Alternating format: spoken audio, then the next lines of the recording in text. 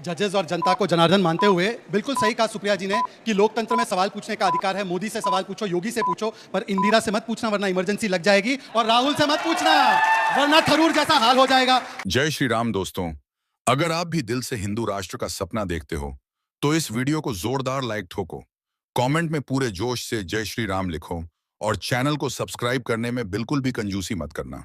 अब आते हैं आज की जहरीली लेकिन जरूरी डिबेट पर। दोस्तों, आज की डिबेट में हम देखेंगे जलेबी बाई और कालूतोष का बेइज्जत होना।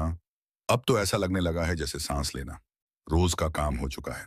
शहजाद ने आज कालूतोष और जलेबी बाई दोनों की ऐसी जबर क्लास ली है, किसी सामने बैठे लोग भी सोचने लगे हमारी तो छुट्टी होने वाली है क्या, और दोनों को बेइज्जत करके घर भेजा है, वो भी वीआईपी बेइज्जती पैकेज में, जिसमें शामिल था न सम्मान न तर्क, सिर्फ ठुकाई और ताली।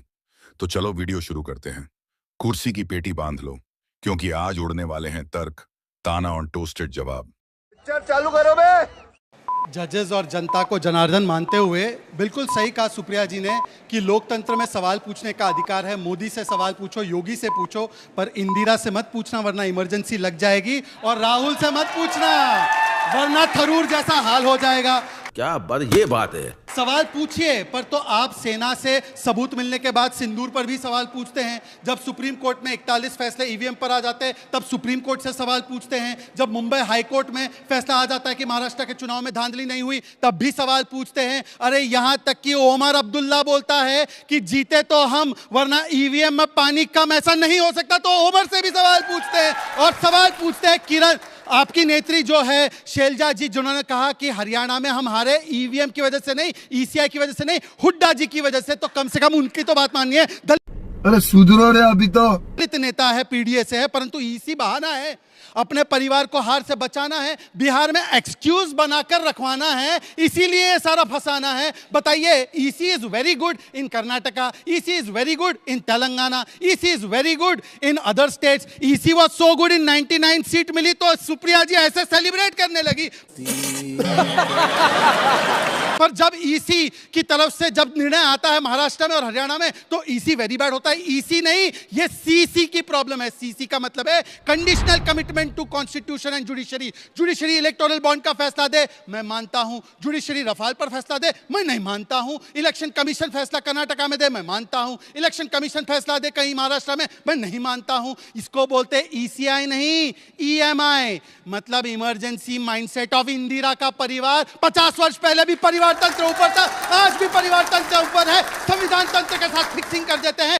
बेशर्मो, शर्म करो शर्म। मैं इनसे पूछना चाहता हूं, एक स्पेसिफिक सवाल का जवाब नहीं आया। इनको कन्विंस करना तो सोते हुए को तो कन्विंस किया उठाया जा सकता है, सोने वाली एक्टिंग को कैसे करे? ताउम्र कांग्रेस यही गलती करती रही, धूल चेहरे पर थी, कांग्रेस आईना साफ करती रही। गलती बेटा की थी, डेटा को गाली देती रही कांग्रेस, ये इनका असलियत।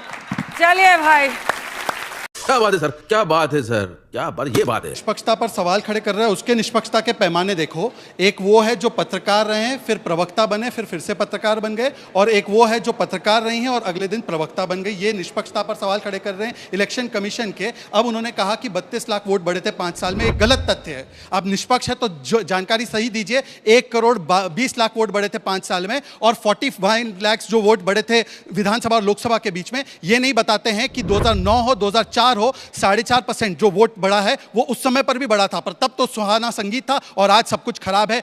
समझ रहे हो? ये वे नहीं बताते हैं कि तेलंगाना में प्रोविजनल फिगर ऑफ वोटिंग थी 58% और वो 63% और बढ़ते बढ़ते बन गई थी वो 71%, और वहां पर तेलंगाना में इनकी जीत हुई तो कोई सवाल खड़े नहीं करते हैं। ये इनकी निष्पक्षता का हाल है। और आखिरी में मैं कहता हूं, बाकी सब तो छोड़ दो, आशुतोष जी ने स्टार्टिंग में बोला था कि जो लोकतंत्र के साथ होते हैं वो सवाल बंद नहीं करते। आशुतोष जी का 7 जनवरी 2024 का ट्वीट है कि ईवीएम और इलेक्शन कमीशन पर ये जो सवाल उठा रहे हैं ये धंधा बंद होना चाहिए। आज खुद आशुतोष जी अपने आप को कॉन्ट्रडिक्ट कर रहे हैं। ये हुई ना बात। साहब ने बिल्कुल सही कहा कि जब कांग्रेस सत्ता में थी तब भी इलेक्शन कमीशन पर सवाल इसलिए उठते थे क्योंकि साहब जानते हैं, मुझसे वरिष्ठ है, कि उस समय के सीईसी गोपालस्वामी जी ने नवीन चावला के खिलाफ लेटर लिखा था जो कि अनप्रेसिडेंटेड था। उस समय टीएन शेषन ने बड़ी बड़ी बातें करने के बाद कांग्रेस के साथ चुनाव लड़ने का 99 में अडवाणी जी के खिलाफ निर्णय किया था। और उस समय इनको याद होगा कि एमएस गिल जो चीफ इलेक्शन कमिश्नर थे, उनको सारी मर्यादाएं तार तार करके मंत्री बनाने का काम कांग्रेस ने किया था। देख रहा है बिनो। इसलिए वो सवाल उठते थे। और आज मैं पूछना चाहता हूं, बिल्कुल आपने अडवाणी जी और जीवीएल राव की बात कही, उन्होंने किताब भी लिखी, किताब की वजह से मामला सुप्रीम कोर्ट गया, सुप्रीम कोर्ट ने वीवीपैट को ईवीएम में जोड़ा और हमने कहा कि आज के बाद हम इस पे सवाल नहीं खड़े करेंगे। पर 41 बार 41 बार जब सुप्रीम कोर्ट ने ईवीएम को क्लीन चिट दिया और बोला कि ईवीएम ठीक है, तब ये लोग आज भी ईवीएम को गालियां बकते और उसी ईवीएम से तेलंगाना में जश्न मनाते, 99 का जश्न मनाते। अब मैं आना चाहता हूं दो बातों पर जो मैं पहले से लिख के रखी है। मैडम ने बोला अपॉइंटमेंट ऑफ ईसी के अंदर सीजीआई का रोल होता था। मैडम से मैं पूछना चाहता हूं, 1950 से पहला इलेक्शन कमिश्नर लेकर 1993 तक एक मेंबर होता था इलेक्शन कमीशन में, मल्टी मेंबर नहीं था, 3 मेंबर नहीं था, और उसमें direct appointment via the government of India होता था। अगर पहली बार मल्टी मेंबर बना वो 93, मतलब कि नेहरू जी के जाने के बाद, राजीव जी के जाने के बाद, इंदिरा जी के जाने के बाद, और वो बना लॉ जब 2023 में नरेंद्र मोदी जी की सरकार आई।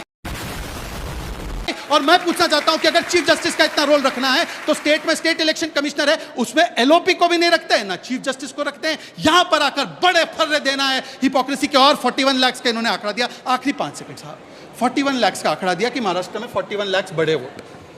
मैं तो पूछता हूं मैं किनको मानूं? राहुल जी 18 जनवरी 1 करोड़ वोट बढ़े, 3 फरवरी 70 लाख वोट बढ़े, 7 फरवरी 39 लाख वोट बढ़े, कल इनकी एक प्रवक्ता महिमा सिंह 76 लाख वोट बढ़े, मैडम बोलती 41 लाख वोट बढ़े। और जो इलेक्शन कमीशन का 64 पेज डॉक्यूमेंट दिसंबर 2021 का पढ़ लीजिए, 48 लाख वोट पड़े। इनको इतनी भी बात नहीं पता है। तो इसीलिए मैं कहता हूं कि यहां पर आकर केवल कहना है कि ईसी बहाना है, परिवार को बचाना है। बिहार में क्या होने वाला है आज ही यहां पर परिचय दिखने वाला है। ये बड़ी अच्छी बात कही आप। डिजिटल रोल की जहां तक बात है तो 2018 में मध्य प्रदेश में इन्होंने सुप्रीम कोर्ट तक गए थे कि डिजिटल इलेक्टोरल रोल होना चाहिए। सुप्रीम कोर्ट ने बोला प्राइवेसी का मामला है, उन्होंने बोला हम इसमें इंटरफेयर नहीं कर सकते। तब भी चुनाव आयोग ने PDF version, digital PDF version को जारी किया और वो वहां से इस्तेमाल होता है। दूसरी बात सीसीटीवी के विषय में, सीसीटीवी का विषय यह है कि सुप्रीम कोर्ट ने security and privacy of voters की एक गाइडलाइन तय की है। उनके हिसाब से केवल जब इलेक्शन रूल के हिसाब से इलेक्शन पिटीशन होती है, कोर्ट ऑर्डर करता है सीसीटीवी देने का। हमने 45 डे की अवधि बनाकर सुरक्षित कर दिया है कि इलेक्शन पिटीशन जब तक आएगी तब तक तो रहेगा ही, और उसके बाद अगर इलेक्शन पिटीशन फाइल है तो डिलीट नहीं हो सकता। पर यह झूठ फैलाने में माहिर है। 41 लाख है, 1 करोड़ है, 70 लाख है, पूछ लीजिए इनसे। Thank you very much. शुक्रिया। आप जवाब देना। बात तो सही है। शहजाद पूनावाला जो है, हाँ। उन्होंने बहुत तरीके से रिटॉरिक्स से भी और तथ्यों से भी, तर्कों से भी बात को रखा है। तो आज बहस के बाजीगर जो है शहजाद पूनावाला को हम चलिए तालियों के साथ बहुत बहुत अभिनंदन। और शहजाद जी कई बार से आ रहे हैं लेकिन बहस बाजीगर में जीते नहीं है इस बार, देखिए। तालियों के साथ हमारी नजर में आप सभी बाजीगर हैं, तमाम नेता प्रवक्ता जो अपनी अपनी पार्टी की बात करते हैं, लेकिन जजेस ने आज शहजाद पूनावाला को बैंग ऑन पाया है बहस बाजीगर में। इसी के साथ आज की मजदूरी यहीं खत्म करते हैं। अगर तुम्हें वीडियो पसंद आई तो लाइक मारो यार, मुझे नहीं पता, मुझे 2 मिलियन लाइक्स चाहिए, कैसे ना कैसे कर